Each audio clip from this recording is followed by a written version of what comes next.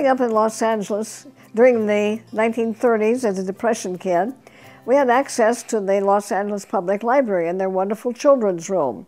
Every Saturday, my mother took me down to the library. I selected 10 books, and I also asked for another set of slides to go with the stereopticon.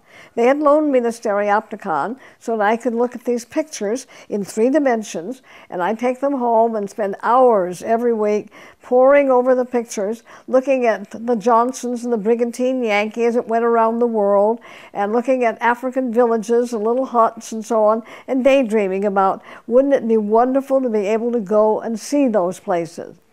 A decade later, in 1947, I started to teach at Los Angeles City College.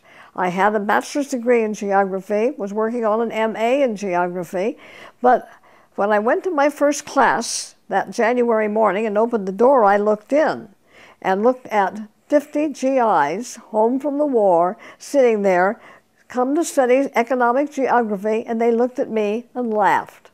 I was so little and so young and so inexperienced, and they'd been to Europe, they'd been to the South Pacific, they'd fought all over the world, they were experienced, and I was supposed to teach them geography? Well, that was a signal to me, an impetus to say, get out and go see the world.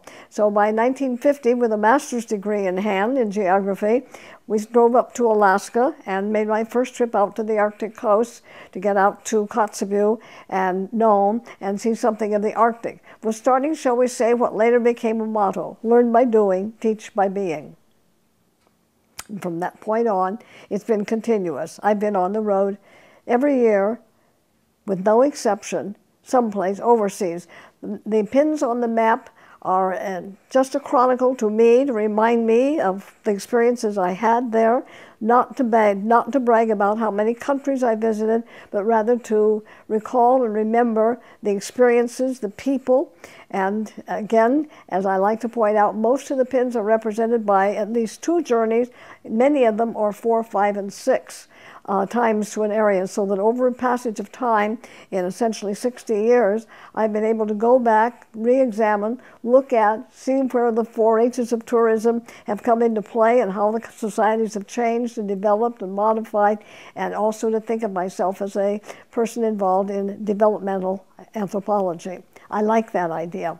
I like to see the progress that they're able to make as time moves on. If they can avoid war, then they can perhaps develop a more stable base, provide better opportunities for their children for education, better hospitals for themselves, a better standard of living. We can do good things in anthropology and do it all the time through the developmental process by understanding the nature of the landscape, the nature of the people, and the cultures and the issues that they have and face and resolve.